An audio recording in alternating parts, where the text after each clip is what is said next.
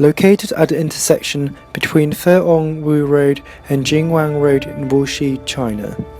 This ongoing residential community project is near completion. Commissioned by the Shanghai Haoyun Real Estate Investment Company, the general contractor has been at work on construction of the residential towers since November 12, 2013.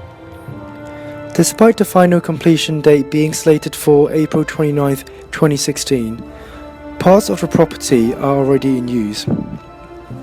Even now, finished sections of the project will soon be playing host to what one hopes to be an idyllic wedding.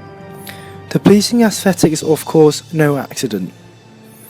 To compete with neighbouring residential options, a large amount of effort was expended to ensure the location will leave a lasting impact on those who visit it. These charming veneer, however, belies a gruesome tale. In this program, we will provide first-hand accounts of a worksite tragedy. Those recounting the experiences were asked to do so in their native languages. 大纪元2015年11月23日讯， The tragedy struck on September 5, 2014. An accident occurred when the workers were working on the major structures of the second floor of building number 1. The victim was a steel worker. His entire right shoulder and part of his chest was struck and subsequently penetrated by a bundle of reinforcing steel bars, sliding off from the hook of a crane. He was immediately sent to the hospital. As till today, his right upper body turned out to be paralyzed, but he was fortunate enough to escape from death. After the investigation done by the project management team, it turned out that the crane was not operated by the regular licensed operator, who was absent that day, but instead was operated by the head of the steel workers. The accident created a huge trouble to the project management team, with the schedule delay being one of the consequences. As a result, the personnel that operated the crane was warned and his salary add-ons were deducted. Also, the field superintendent was punished because he wasn't aware of the problem when the accident happened. The project management team also had a meeting with all the head of the workers, emphasizing the importance of safety on the site. The insurance company eventually paid for the medication fee and the compensation for the injured worker. The owner also sent some get-well gifts and a check to the injured worker to express their sympathy. Fortunately, the incident wasn't reported publicly on the news or any media, so it did not bring down the social image of the general contractor, and the schedule delay was eventually caught up later on. This was one of the challenges that the construction team has dealt with about this project. There were other challenges occurred, such as a flooding of the basement due to the rain, a change order from the owner, and a failure of pile test due to disqualified subcontractor. But the project management team was able to eventually overcome all of the challenges, and there were several lessons we could learn from dealing with those challenges. 1. It is a good idea to think from every party's perspective when something undesirable occurred on the site, since the high level of cooperation is very important throughout the project, and having everyone happy leads to the high level of cooperation. 2. It is always important to foresee any issue about the project. Therefore, when planning the schedule, we need to take those into consideration so that we will have flexibility to deal with them. 3. Safety is always a top priority in a construction management project. A safety issue is very troublesome.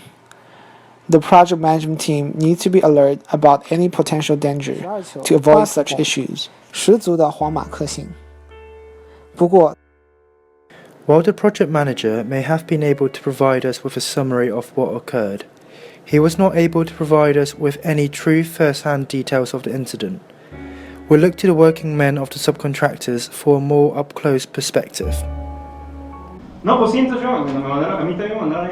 Yes, I was there in Wuxi. We were originally brought in to drive the piles for the foundation of Building 1. Since the surrounding area is residential, we used a hydraulic pile driver instead of a traditional pneumatic or diesel hammer. The piles were hollow pre-stressed concrete cylinders cast off-site. Before starting work, we tested the in-situ bearing capacity of the piles, and we found that they could not hold the design load of 70 tons. The design team then adjusted the foundation design, and operations began. The hydraulic driver works by continuously increasing the load on piles so as to press them into the ground at a constant rate, until the desired bearing capacity is reached. Once we drove the piles, another crew came in to build a reinforced concrete slab to connect the heads of the piles. We finished our work in the beginning of June, so we did not witness the accident.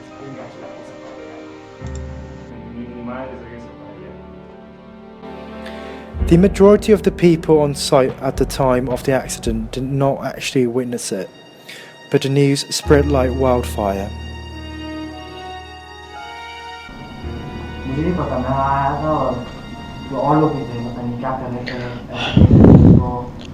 I remember it like it was yesterday.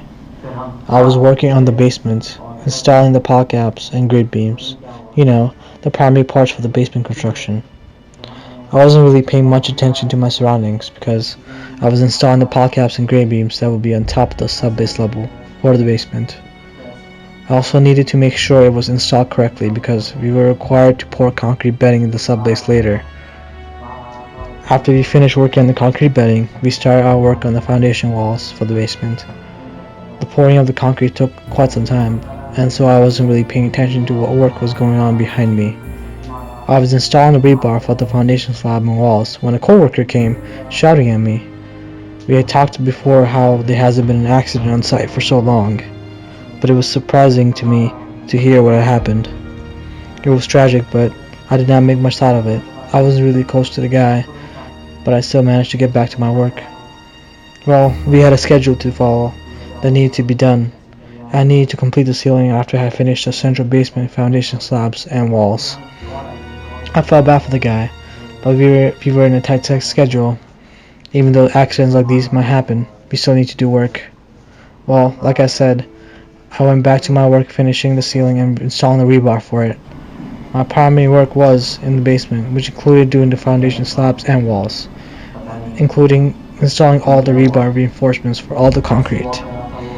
I also needed to finish the ceiling and ceiling panels for the basement. The work in the basement needed to be done for the project to be on schedule. It was later on that I had known what had happened to the worker on site. Comienzo de mensaje publicitario.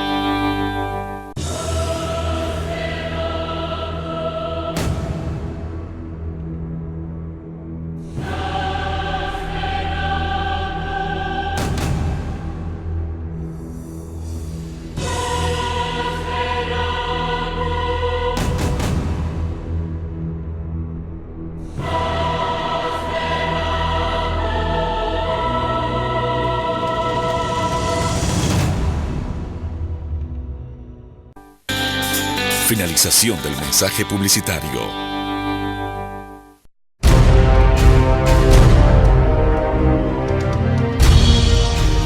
While morale fell for most workers on the project, some did not even seem to take mental note of the accident. Whether they were just too absorbed in their work to take note of it, or if the memory of the event just faded away amid hustle and bustle of everyday life, we can't be sure. But when asked about the events of that day, this painter had only this to say.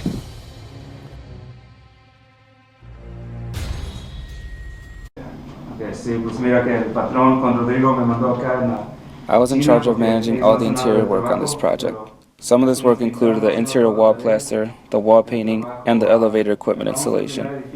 The important aspects dealing with the interior wall plaster was to make sure the plaster were to be mixed well. Also, that the last coat of the wall plaster be very smooth.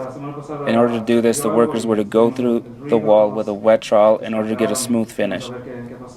The wall painting scheduling was very important as well. Some rooms were different colors, or some had two different colors in one room.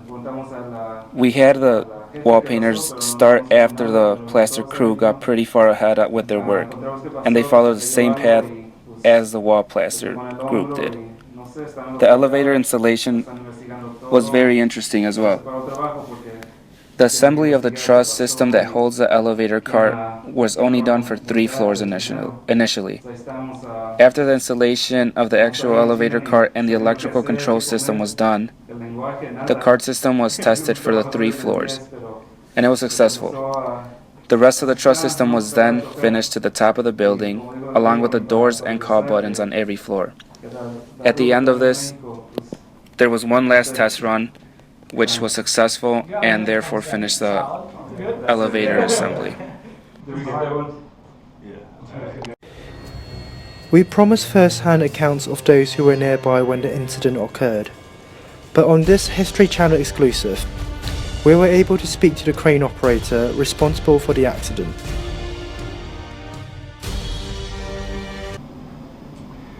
So I remember it like it was yesterday, okay? So I'm up there, operating the crane and all, and then all of a sudden I noticed some cute little girl walking by. So of course I'm gonna look at her, any man would. And all of a sudden I hear a pow, bang, and I look down and this guy's got a freaking rebar through his chest. And I'm like, I don't know what's going on. So I did what any good man would do and grabbed my beer out of the crane, hopped down, took off out of town. Just saying, I ended up 2 states over before I even finished my beer. So just shows you how quick I was moving. But yeah, the cops pretty much came knocking down my door. My wife was pretty PO'd off of it, but I don't really care anymore because I'm a free man. So yeah, I'm just taking wherever the great road takes me.